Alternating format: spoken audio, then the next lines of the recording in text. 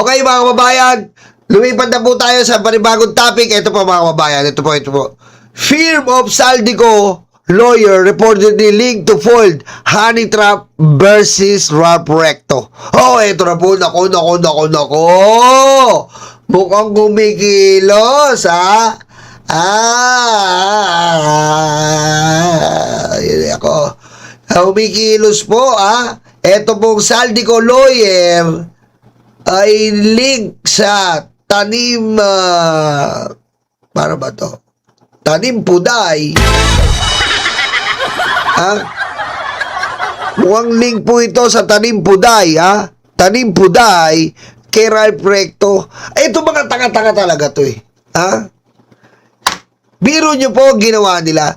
Tataniman nila ng Puday na parang nasa Recto. Si Ralph Recto! Aray ko. Di ba mga kababayan?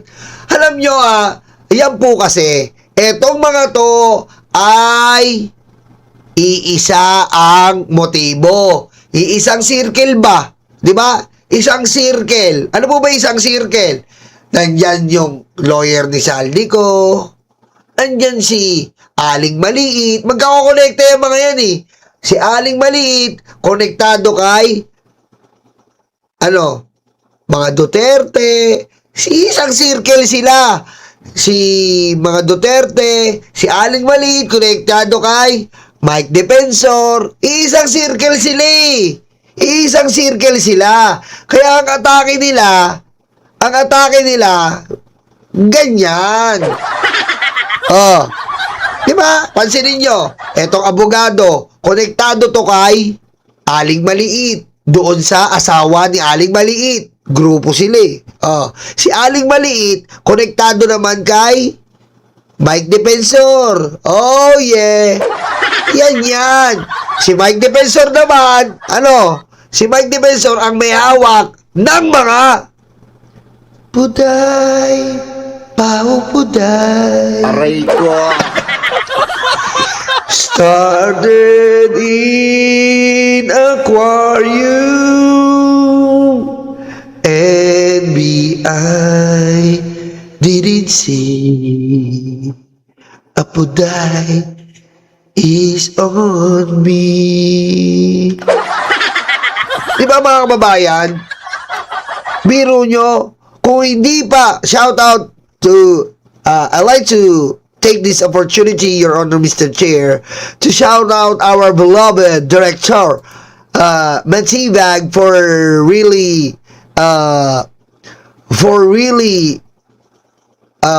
really doing your job regarding different kinds of anomalies and different kinds of scam, and especially a warrant of arrest of Bato de la Rosa. I really admire you for doing that and recognizing the International Criminal Court that you gonna arrest Bato de la Rosa. But in the other side of this, I'd like you to be, to say my full support for the NBI, because you are really doing your job well in discovering this honey trap or Tanim Puday in Ralph Recto. And not only Ralph Recto, Your Honor, Mr. Chair. You have Darimulias, you have Vince Dizon, and many important cabinet members that they wanna be included in this Tanim Puday or honey trap. Aray ko. Okay? Kita nyo, buti na lang po. Kung hindi po nahuli, kung hindi po nahuli, isipin nyo. Kung hindi nahuli itong honey trap kay Ralph Recto, ano na lang po ang mangyayari kay Ralph Recto? At bukod doon, anong gagawin ni Vilma Santos? Diba? Ano sasabihin ni Vilma Santos? Ito po ay sa pelikulang Anak. Ano sabi doon? Ano ba yung sa pelikulang Anak? Ano ba yung sinabi ni Vilma Santos kay Claudine? Ano ba yun? Ano ba yun?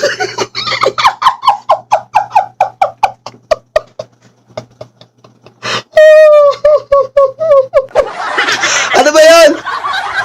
Alala nyo ba? Alala nyo? Ano sasabihin ni Vilma Santos kay Ralph Recto? Ako ang nagpapakapagod! Ako ang nagsasakripisyo rito! Tapos yan ang ipapalit nyo! At tagal ko nawala! Hindi niya man lang ako labis! Aray ko! Nandun ako, nagpupunas ako ng puwet sa ibang bansa. Naglilinis ako ng inidoro, banyo, kusina. Tapos ito lang ipapalit mo, Ralph. Anak, by Vilma Santos and Claudine Barreto. Aray ko! Di ba? Oh, yayariin ni Ate B yan. Di ba? Ano sabihin ni Ate B? Shoutout Ate B, ah. Nanonood yan. Tsaka si Herbert Bautista. Pinapanood kami nila, Boss Mark. Oh, ano sabihin ni Ate B? Anong klase yan, Ralph? Ha? Anong klase yan, Ralph?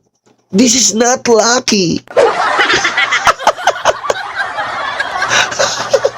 Oh, kaya iisa po ang motibo nila. Gumagawa na po sila ng lahat ng paraan para po para po ito pong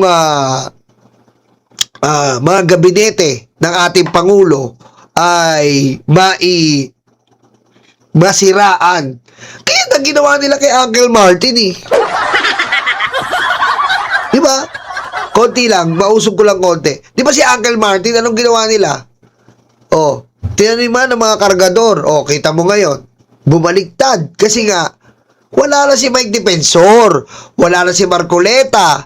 Walang scriptwriter at director. Hindi matuloy ang pelikula. Wala nang tigasulat ng script eh. Oh, wala na rin magpopondo. Although may natitirang pondo pampiyansa, kaso, walang script. Ha? Wala eh. Paano matutuloy ang kwento kung walang gagawa ng kwento?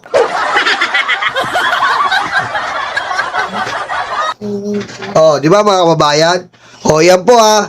Congratulations ulit sa NBI at sa pagguli netong honey trap laban kay Ralph Recto. At ako naman sa iyo, ito po sa lawyer neto. Ha? Alam mo yung lawyer, intindihin mo na lang, hanapin mo si Saldico. Gumagalaw-galaw ka pa eh. Nung in-interview to, akala mo talagang walang kaalam-alam. Yung pala may pailalim eh. Di ba? May pailalim pala eh. May pailalim. Ay nako. Okay, dumako tayo mga kababayan. Dito po tayo sa ating susunod na topic. Ito na po mga kababayan, ang ating topic. At ang topic natin for today ay ito daw po. Sandali lang po.